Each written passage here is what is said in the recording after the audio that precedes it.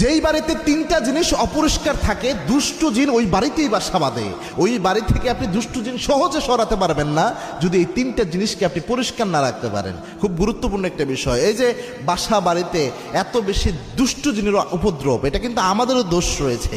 তার মধ্যে এক নাম্বার যে জিনিস অপরিষ্কার সেটা হচ্ছে রাতের বেলায় যে অপরিষ্কার আমাদের থালা বাসনগুলো থাকে, এই জিনিসগুলো আমরা অপরিষ্কার রেখেই আমরা কিন্তু ঘুমাতে চলে যাই।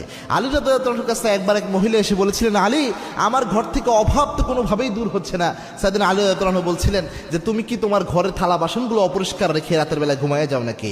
ওই মহিলা বলেছিলেন, হ্যাঁ আলী আমি তো এটা করি, কিন্তু আপনি এটা বুঝলেন কিভাবে? সাইয়েদনা আলী রাদিয়াল্লাহু তাআলা বললেন, তুমি যদি এগুলো অপরিষ্কার রেখে উন্মুক্ত রেখে ঘুমায় যাও, রাতের বেলায় দুষ্ট জিন এসে এগুলার মধ্যে বাসা বাঁধে, এগুলা খাবা, এগুলার মধ্যে মুখ লাগায় স্পর্শ করে, এই জন্য তোমার ঘরের মধ্যে দুষ্ট জিনের উপদ্রব বেশি হয়। দুষ্ট জিনের উপদ্রবের কারণে তোমার ঘরে